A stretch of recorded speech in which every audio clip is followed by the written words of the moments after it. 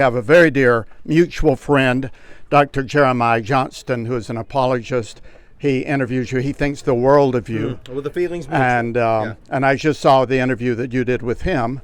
And so tell us whatever you can tell us about this. And also I was just asking him how this is funded. Many digs have university grants, but you operate on the basis of contributions. Yeah, we're evangelicals. We do it that way. We beg for money. So we're going to be passing the plate after I talk. No, but that also means you're not a minimalist in archaeology. I am not a minimalist, that's for sure. I would be the opposite of that. We're engaging in that arena of ideas very actively. Not that I'm out to prove anything. We're just wanting to reveal what was there. And all I've ever wanted was a level playing field. And give us a level playing field and the truth will be just fine. And so, yeah, we're definitely not minimalists. Well, we're on the side of an archaeological dig in ancient Shiloh. So tell us this is the place where after the conquest, the Israelites, Joshua, and through Samuel settled down. So it goes back to that era. So tell us what you have found here and what is exciting that you'd like to share with us. Well, I'll try to summarize it real briefly. Joshua 18:1 says that Joshua came here and erected the tabernacle. It's Ephraim territory. He's from the tribe of Ephraim. His hometown is a few miles from here, Timnah-Heres. The sacrificial system operated here for over 3 centuries. And so we chose the exact location of a monumental building that is the exact dimensions of the tabernacle that we're unearthing here. And it's surrounded by cultic material like altar horns, ceramic pomegranates, and we have storage rooms on the inside of our fortification wall that appear to be for offerings, tithes and offerings that are brought at the biblical period. There's a bone deposit due east of that with bones only from the biblical sacrificial system. Last week we excavated over 4,000 animal bones, 2/3 from the right side of the animal, 1/3 from the left side of the animal. Now there's no way to explain that outside the Bible. The Mesopotamian literature is not going to help you. The Egyptian literature is not going to help you. But Leviticus 7 tells you that the right side of the animal is the priest's portion. What is Shiloh? It's a priestly place. This is where people come to give tithes and offerings. So our bone deposit, our cultic material, our monumental building, our storage rooms, all of this adds up to give us an accurate picture of what life was like in biblical times. So that's what we're uncovering. So these volunteers, there's archaeologists who work their whole career who don't get to do what people are doing. People are excavating inside the Holy of Holies, this morning. So we should charge double for that, right?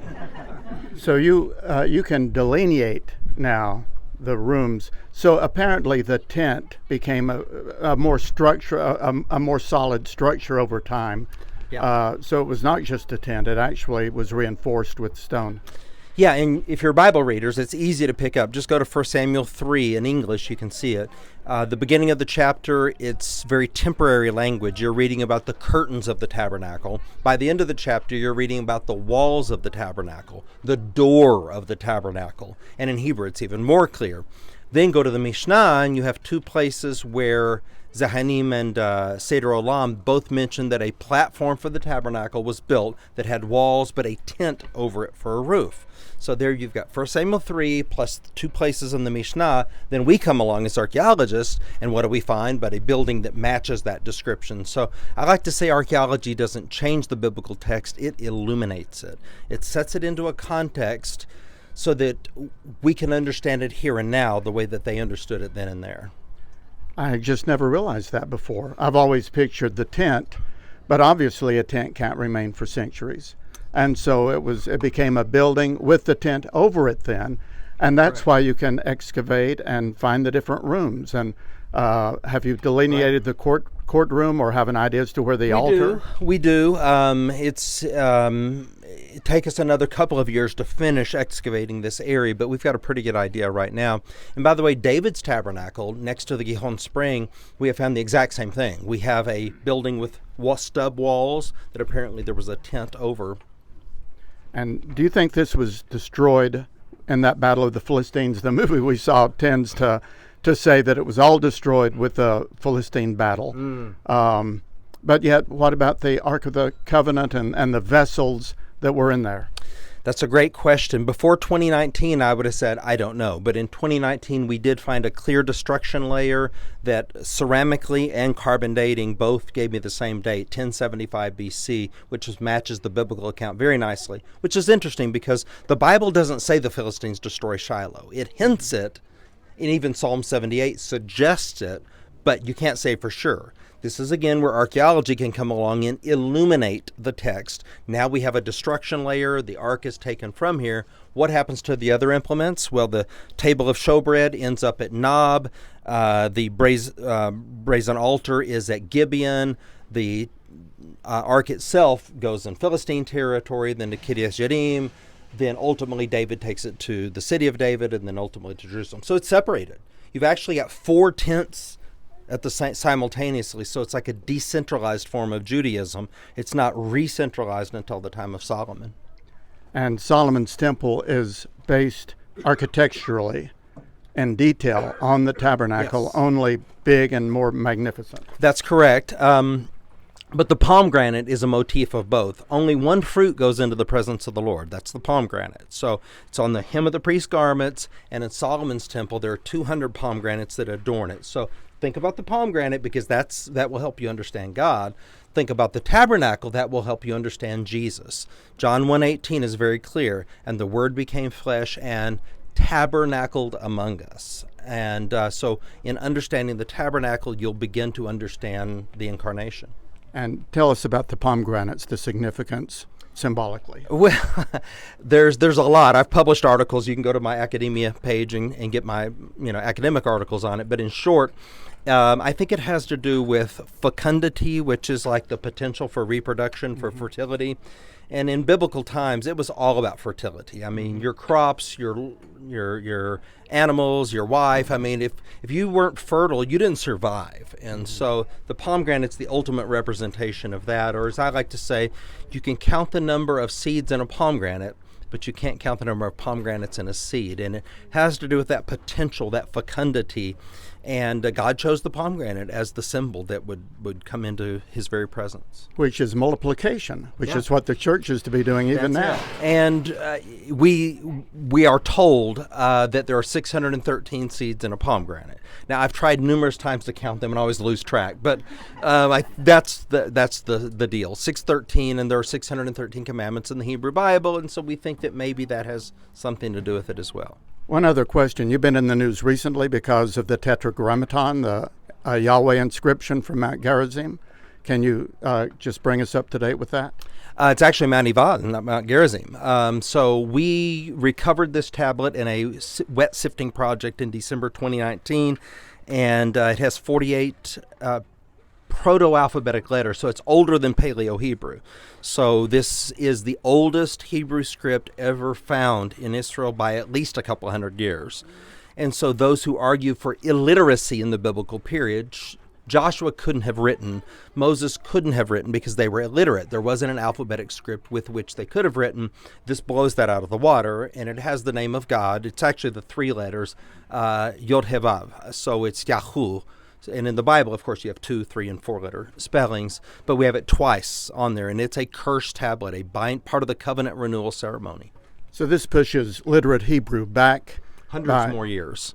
It's late bronze too, so you're talking somewhere between 1200 and 1400. In my view, the Exodus and conquest happens when the Bible says that it happened, which is around 1400. And that's really the most consistent way to read these proto-alphabetic letters. It could be as late as 1200, but I'm comfortable saying LB2, late bronze 2. One other quick question about other archaeological recent discoveries that you're very excited about that help confirm the historicity and veracity of Scripture. Wow. Well, there's a bunch. In Jerusalem on the Ophel, you have a couple of Bula, Hezekiah and Isaiah just a few feet apart, which they would not have recovered without wet sifting. And so this is the greatest advancement that we've had in probably a century is wet sifting, where we wash the material. Now, we wash 100% of our material. We're the only dig to do that. And it's phenomenal what we can see that we've been throwing away in the past. other digs, like in Jerusalem, for example, they were doing selected loci, and without doing that, they would have tossed Isaiah and Hezekiah away. So what do the minimalists say? David didn't exist. And then you find the inscriptions. They never apologize. They just move on to the next, accusation. And so one by one, over time, we inductively, I think, a fair-minded person, let me put it this way, it takes more faith to believe that the Bible's not true than that it is true. And the House of David inscription is not the only. No, We have other good historical beliefs in the existence of David. Sure, and I'll get a plug in for my book, The Trowel and the Truth. If you want to read about that, I document those in there. And yes. Ask you, Yes, sir. The horn of the altar that you found? Yes. And where were they found, and where would the altar be? Yes. The horn of the altar. Just 1 second. Okay, it's lunchtime. Let's eat. What was That's the what question? that's what they're saying too. So we have several altar horns right below us here next to the monumental building that we're publishing. The problem is we were locked out of the country for a couple of years, so I didn't have access to those to finish the publication. But we're very near publishing those altar horns right next to the monumental building. Do you think the one in the church there is one of them? Secondary Yes. Now, was there more than one altar built here over time? I don't know. Jerome says when he came in the 5th century, he could see remains of the altar that were still standing.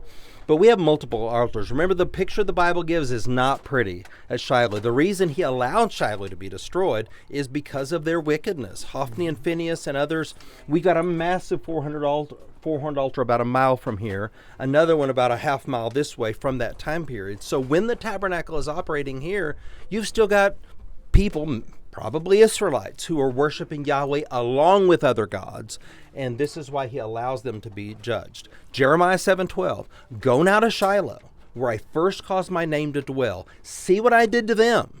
In other words, Jerusalem, this was a prophetic oracle. Don't think I want to allow you to be destroyed. Look how much I love Shiloh, and I allowed them to be destroyed. Yeah. Well, this is remarkable that we get to talk to the leading evangelical archaeologist in Israel. Thank you. Something that we couldn't have arranged. The Lord just did this.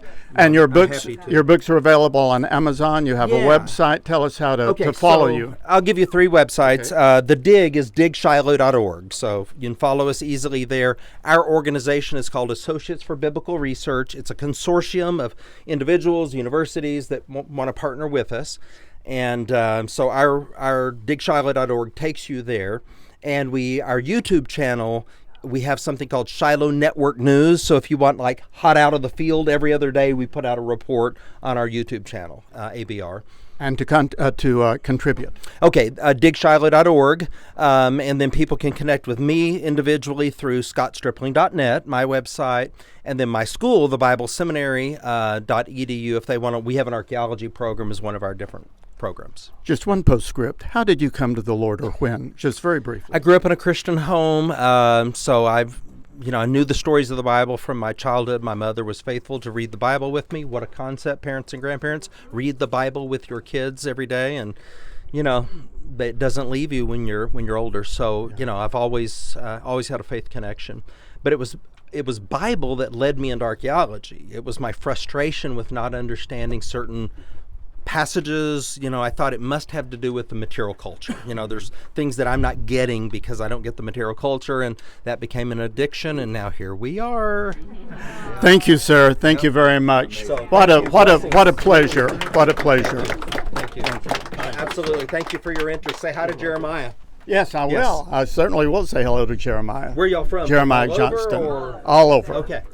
All over. Okay, well, next Yeah. time come back and we'll let you work. All right. Thank you, sir. You're welcome.